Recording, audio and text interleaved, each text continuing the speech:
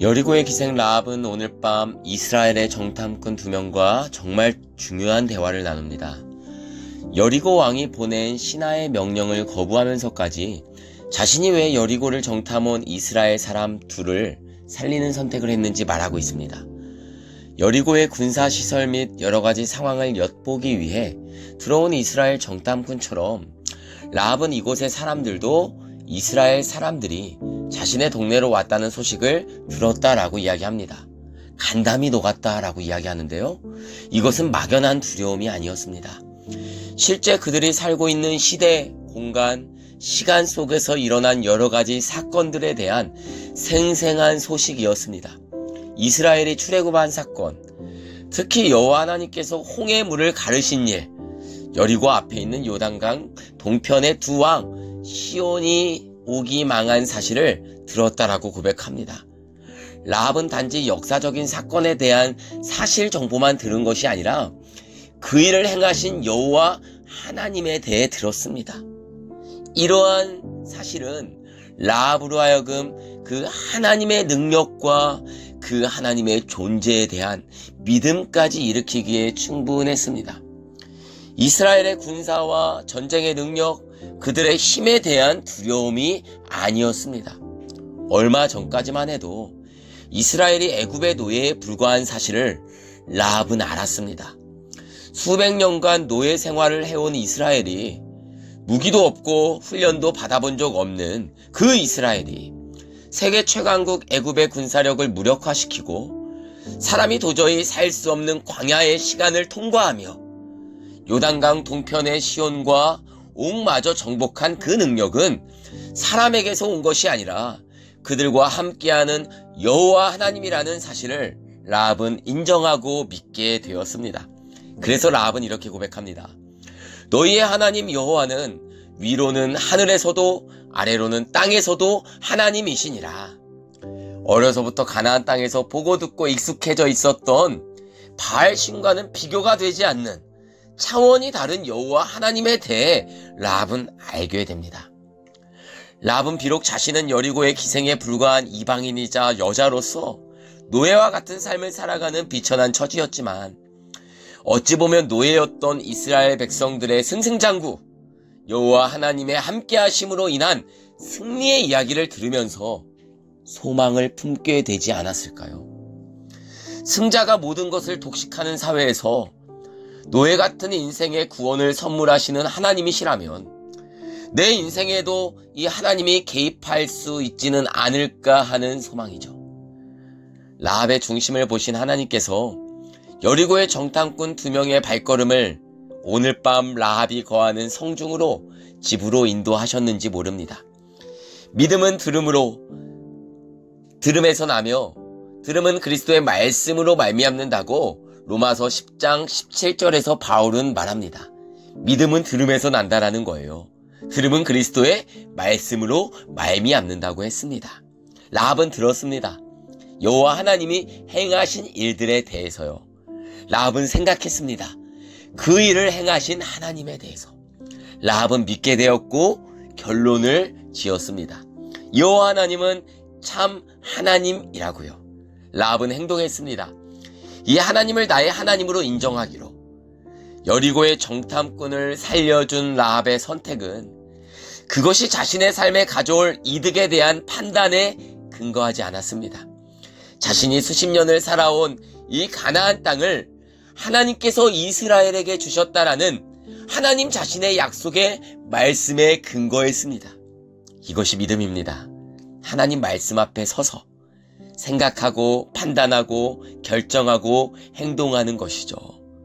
사람의 말과 사람의 권위와 사람의 설득과 사람의 가진 것과 물질 앞에 서서 행동하는 것이 아니라 하나님 말씀 앞에 서서 그 말씀 앞에 듣고 반응하는 삶이죠.